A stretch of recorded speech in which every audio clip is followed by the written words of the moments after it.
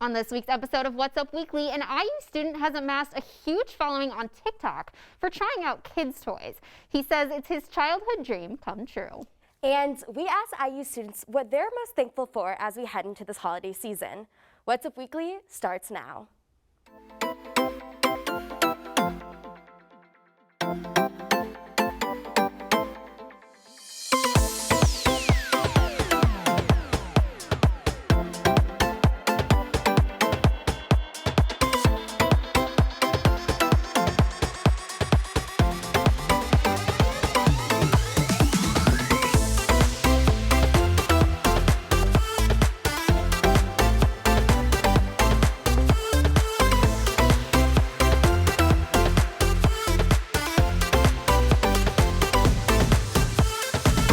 Hello and welcome to What's Up Weekly. I'm Noelle Friel. And I'm Anna Black.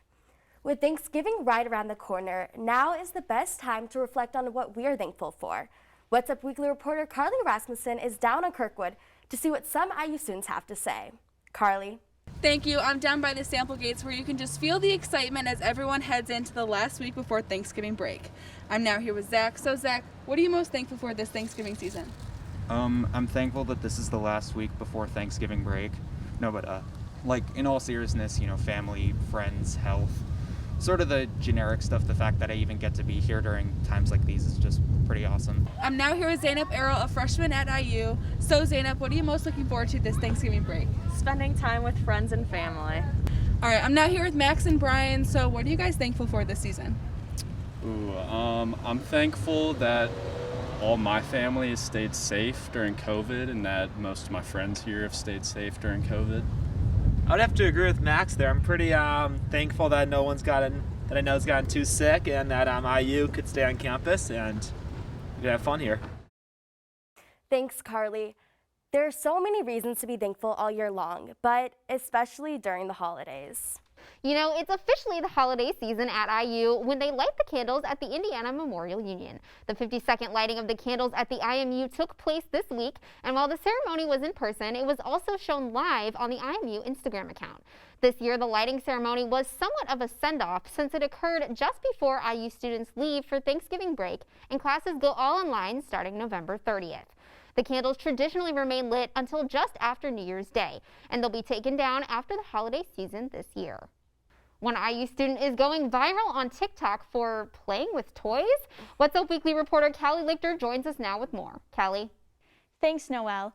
Junior Michael Winner always thought that if people can get famous on TikTok for dancing, why couldn't he? After he posted his first viral video in August, Michael talked to me about his journey to TikTok fame. The self-proclaimed C- TikTok celebrity has amassed more than 107.4 thousand followers and 3.2 million likes on the app and isn't stopping soon. I was literally just introducing myself for an online class, and it was stupid and funny, and I was like, you know what? Let's put this on TikTok. I had no idea, and then all of a sudden, 3 million views, and it was crazy. Like most college students, Michael downloaded TikTok originally because of the joke of it all, but immediately got hooked. His account took off after he posted a video he made as an introduction for a class, which surpassed more than 3.2 million views and nearly 1 million likes on the app. Seeing these people getting famous for being themselves on TikTok in only a minute, I was like, I could totally do that. And I was trying for so long. It was like a joke between my friends and I, oh, he wants to be TikTok famous. Oh, do you want to be TikTok famous? Now, his content focuses on a lot of things, with his most popular videos being his 20-year-old Plays with Child's Toys series. He has even received products to open from toy companies. That was a dream of mine when I was 12, and now it's happening when I'm 20, so. You can follow the next Charlie D'Amelio, as Michael calls himself, on TikTok at Michael_winner21. Noelle, Anna, back to you. Christmas season is off to an early start this year in Bloomington. Monroe County held its annual Christmas fair at the fairgrounds on Saturday. Local vendors showcased their products for this holiday season, but due to the coronavirus, it looked a little different. Folks gathering there, 'cause it's Christmas time and we're all me. Local vendors set up shop at the fairgrounds, but due to COVID-19 restrictions, the crowd and atmosphere were much different. Last year we sold everything on the table. I'd say there was probably hundreds of people that came in here. I mean, they would come in spurts. There were so many people in here, we could not see the other vendors. Last year we were side by side with tables. I mean, through here there was probably 5 or 6 tables that was here just in this area, and as you can see now there's 3. I've seen a lot of people here, but I'd say probably a fourth of the size of what we saw last time. With a smaller capacity, many vendors now lack that necessary physical presence of customers. It's hard because in person is always better to see things, touch things, feel things. So that's been hard, but our online presence is good, so that helps. But being able to see people is definitely necessary in a boutique world. It's slower, but you wouldn't want it to be overwhelming because of COVID. So it's been steady this morning. I'm glad to see all the people out for sure, but it's definitely slower. If you're heading home for the holidays, make sure to stop by and support Bloomington's local vendors and stores. Who doesn't love a little quality photo shoot? Well, Season Magazine just released their 8th issue for fashion and art enthusiasts to enjoy. In anticipation of the new magazine, Don't Put Me on Hold, behind-the-scenes photos pop up on Instagram and YouTube for eager viewers. Unlike in the past, Season only plans on 1 issue a semester to help accommodate to challenges that come with the pandemic. How we're used to working is in person, very collaborative, like lots of discussion-based decisions. So moving to doing everything over Zoom except for the actual photo shoot themselves was definitely a huge challenge. The magazine tackles weighty topics like textile waste and people's emotions during the pandemic. To find out about joining Season Magazine or enjoying fashion, photos, and more, visit Twitter at Season Magazine IU and Instagram at Season Magazine. We all know that IU has no shortage of musical talent, and one prime example is Resting Pitch Face. With us in studio today is the president of Resting Pitch Face, Lucas Kane. Hi, Lucas. Thank you for being with us today. Thank you for having me. So for those who don't know, what is Resting Pitch Face? Okay, so Resting Pitch Face is a co-ed a cappella group. We sing all types of music. We try our best to have it be self-arranged, someone in the group do an arrangement as opposed to just picking another one. I like to think of RPF as a family first and a singing group second. We definitely focus on, establishing bonds. It's a great way for a freshman to meet an upperclassman and get great advice just about college in general. So we sing, we gig, we laugh. It's a great time, and it's one of my favorite things about Indiana. And what has Resting Pitch Face been up to during the pandemic? Like, are you all rehearsing?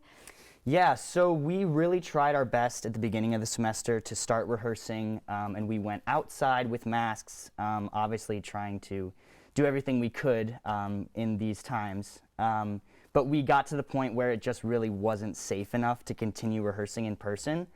So then we pivoted and tried to start working on recording songs. So we've recorded 4 songs, we've sent them in to get mixed, and we're hoping to get them back. And if we like that, then we'll keep doing that in the coming months and try to release an album or something like that.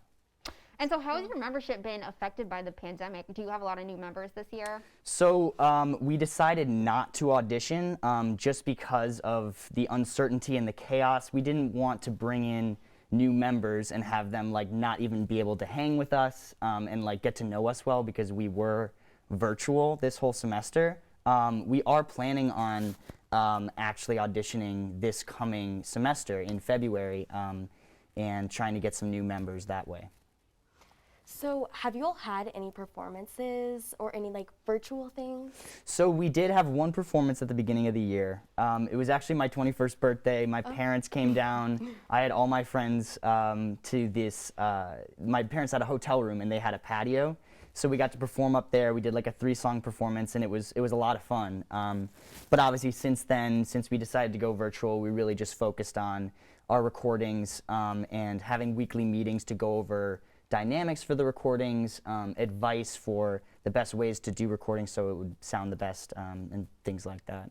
So I know you mentioned that you're doing an album. Can you tell us a little bit more about that? Yeah, so that was kind of our goal once we went virtual, is to maybe have like, it doesn't have to be like so many songs, but as many songs as we could to just form a cohesive album of what RPF does. We really sing all types of music. We have some choir arrangements that are very harmony focused. We have a lot of pop songs. We just added Needed Me by Rihanna. Best Part by Daniel Caesar. I don't know if you know that one. We're doing a Billie Eilish medley. Just trying to stay current in the songs that we love so much already and try to find a way to do them a cappella. Well, there you have it. That's the What's Up Weekly exclusive right here.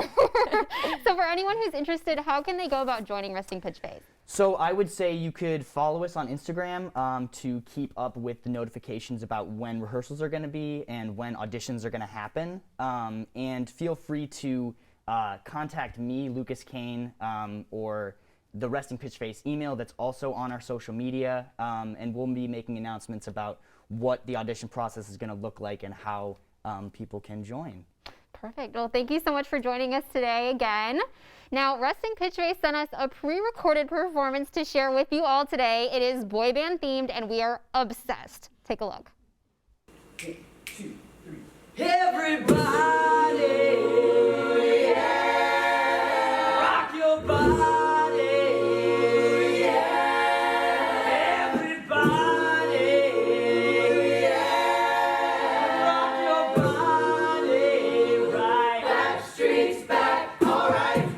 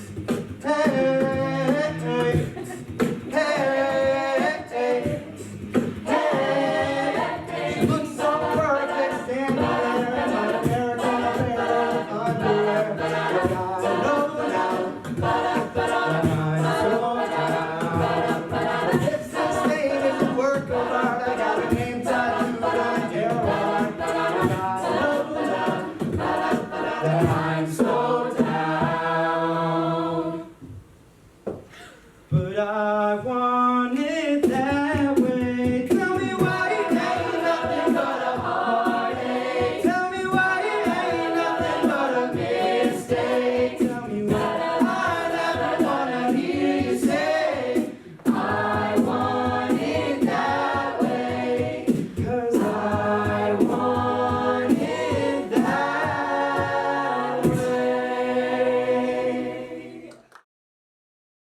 Coming up, the cast from the hit docuseries Tiger King has reunited to go on a cross-country tour in order to meet fans. And Vogue broke with tradition by featuring a solo male cover star for the first time in the magazine's history. That and more on Trending Topics after the break. Stay with us.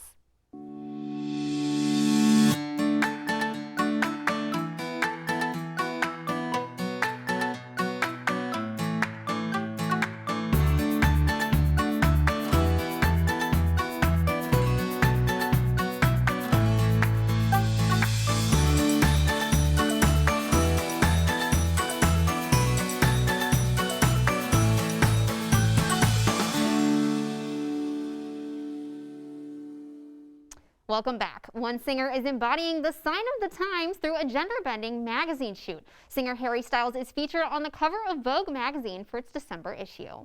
Styles is Vogue's first ever solo male cover star. The musician has been known to be fluid in his fashion and for breaking gender norms, and he did just that for this magazine's cover feature.